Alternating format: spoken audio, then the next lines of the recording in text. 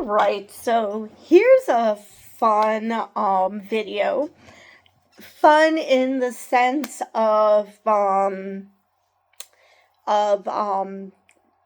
Trump and JD Vance experiencing consequences for their actions, which is always a good time when horrible people end up being held accountable for crap they say. So this article is titled Haitian Group in Springfield, Ohio files citizen criminal charges against Trump and Vance. So even if nothing comes of this, just the fact that this is happening is just chef's kiss. The leader of a nonprofit representing the Haitian community filed criminal charges Tuesday against former President Donald Trump and his running mate J.D. Vance over the chaos and threats experienced by Springfield, Ohio, since Trump first spread false claims about legal immigrants there during a presidential debate.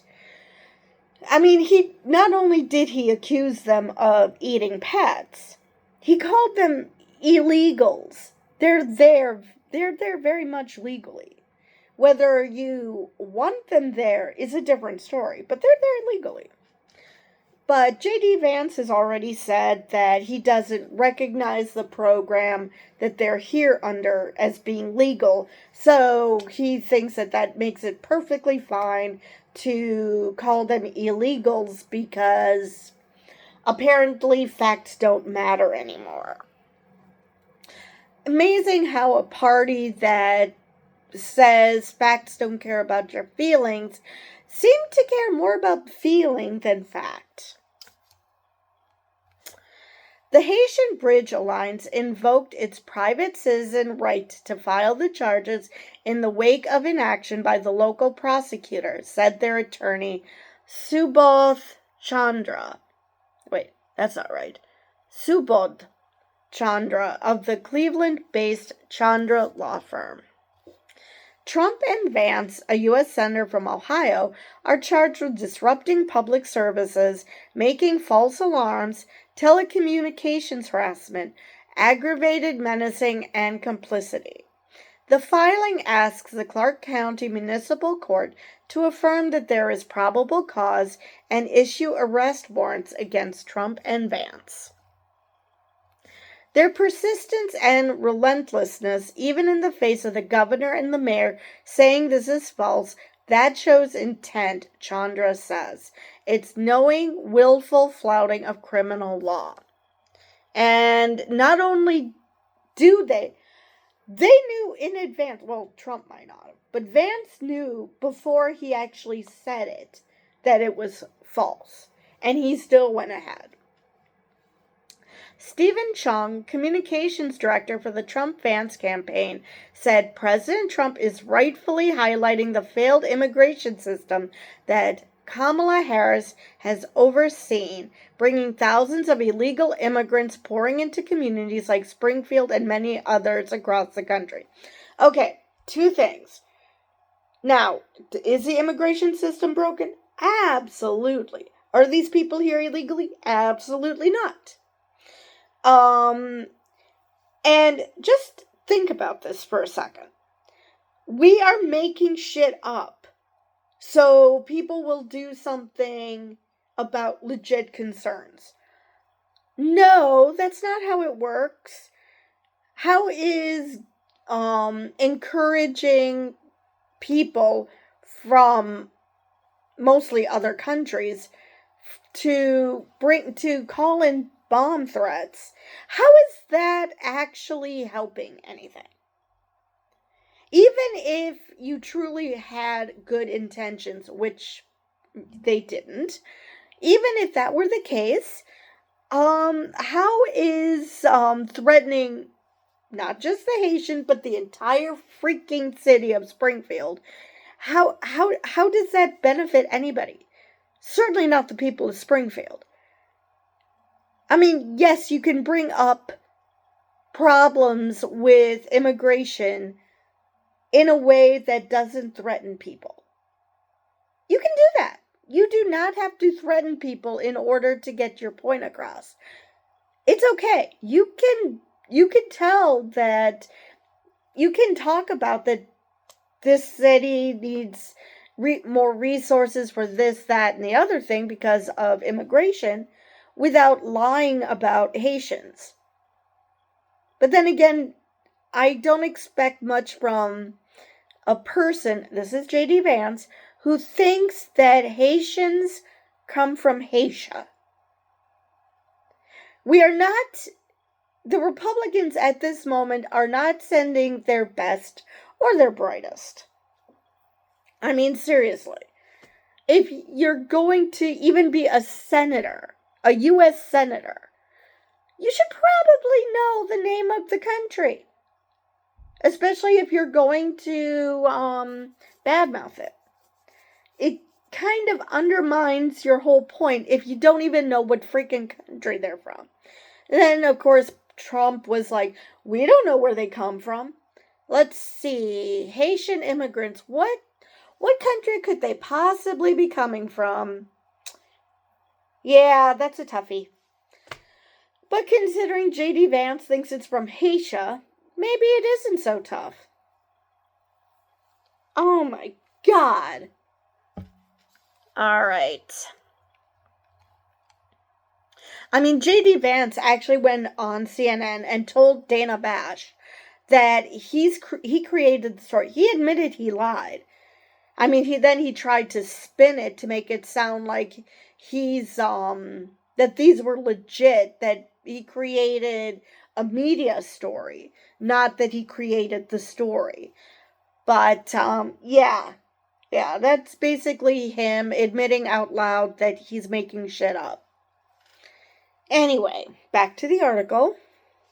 The 50,000 to 20,000 Haitian immigrants who have arrived in Springfield over the past several years, in many cases after being recruited to local jobs, have been granted temporary protected status to be in the U.S. legally. So, not only are they not here illegally, they were recruited. So, the people who are crying that immigrants are taking their job, your problem shouldn't be with the immigrants. That should be with the people who are recruiting them. Because that is where the problem lies then. That shouldn't be the Haitians' fault. I mean, they're being offered a job. Their country is just crap right now. I mean, there's all sorts of violence. They're getting it under control, and maybe someday soon they'll actually have a proper election. Because, yeah, that's what started this whole thing. Was assassinating the president. So they were recruited for a job. They're not going to sit back and think, there might be an American who needs this job more, so I'm just going to sit here and hope that gangs don't kill me. No, that is not what they're thinking. They're thinking of getting out of a violent situation so they can improve their lives. Now, will they go back if Haiti becomes stable? Maybe, maybe not. It all depends. But they're still here. Well, they're under temporary protected status right now. So once it stabilizes, I assume they either have to leave or apply to become citizens. I'm not sure how that works. They would definitely have to leave. The question is whether they could become citizens at that point. That I'm unsure of. Anyway, more than 30 bomb threats were directed at state and local government buildings and schools, prompting closures, the assignment of additional law enforcement protection, and security cameras. Some of the city's Haitian residents have also said they feared for their safety as public vitriol grew, and Mayor Rob Roux has received death threats. Right, because it's all the mayor's fault that Haitians are eating their pets. Seriously, what the hell, guys? Do these people know anything but violence? What is going on? If it were anyone else other than Trump and Vance who had done what they've done, wreak havoc on Springfield, resulting in bomb threats, evacuated and closed government buildings and schools, threats to the mayor and his family, they would have been arrested by now, Chandra said. That could be the tagline for everything Trump has done ever. Because in his criminal indictments, most people would have lost their pretrial release privileges and be in jail, but not him. There's plenty of examples of Trump being able to get away with things that mere mortals cannot. And I don't think it's necessarily just because he's rich. There's just something about Trump that people are just enamored with. It is very bizarre. Or maybe it's also the fact that they're afraid of his supporters, which again has to do with them being strangely enamored with him. So really, the only question is whether the court and then the prosecutors would treat Trump and Vance the way anyone else would be treated. They are not above the law. Chandra said the U.S. Supreme Court's July ruling granting ex-presidents broad immunity from criminal prosecution does not apply in this case because Trump is currently a private citizen and Vance did not amplify the rumors that members of the Springfield's 15,000-member Haitian community were eating people's pets in his capacity as a senator. Specifically, the affidavit alleges Trump and Vance disrupted public service by causing widespread bomb and other threats that resulted in massive disruptions to Springfield's public services. Made false alarms by knowingly causing alarm in the Springfield community by continuing to repeat lies that state and local officials have said were false. Hell, even the woman who started this whole shit said that she didn't intend for all this to happen. Now, the question becomes, what the fuck did she intend to do? Because you don't accuse an entire community of something, and maybe she just thought that because they were Haitian immigrants that people would understand that it was just this couple of Haitians, not Haitians in general, which makes me wonder, what world does she live in that she thinks people will think with such nuance? Unless you're white, you aren't afforded nuance. Unless you're white and Christian, you are not afforded that nuance. Anyway, moving on. Committed telecommunications harassment by spreading claims they know to be false during the presidential debate, campaign rallies, nationally televised interviews, and social media.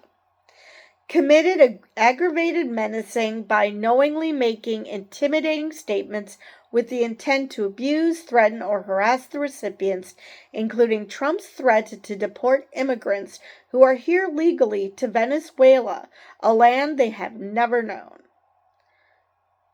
Wait, what? I'm sorry, does he think that Haiti is Venezuela? Is it that because he only knows one country?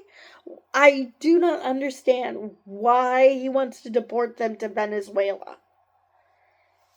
I mean, yeah, I know that there's a movie where that was a joke where they deported someone to the wrong country. But I just can't. Haiti isn't even close to Venezuela. I